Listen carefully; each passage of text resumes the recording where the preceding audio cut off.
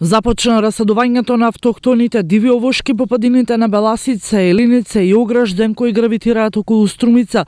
Веќе 5000 садници со дива круша се засадени, а уште толку див костен, орев, дива цреша, киселачка и сливи ќе се вратат од местата каде што со векови обстојувале, но со временските услови полека исчезнуваат.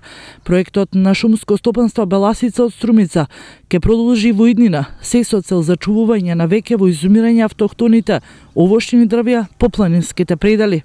Сега за оваа година имаме повторно семе од крушата, имаме повторно семе од дивата јаболка киселачка, го имаме повторно питомиот костен од смолари и истите тие ќе се враќаат на местата од каде што автохтоно потекнуваат.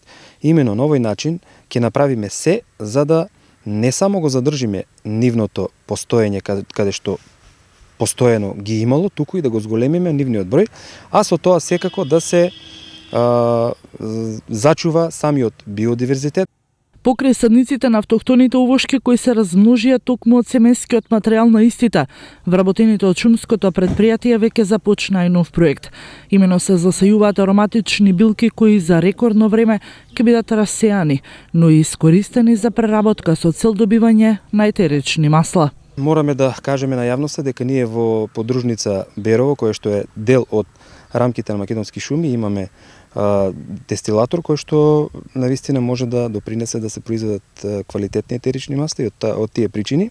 Ние како подружница која што има навистина добар расадник со една добра екипа, ќе направиме се да оформиме добар дел на убави садници.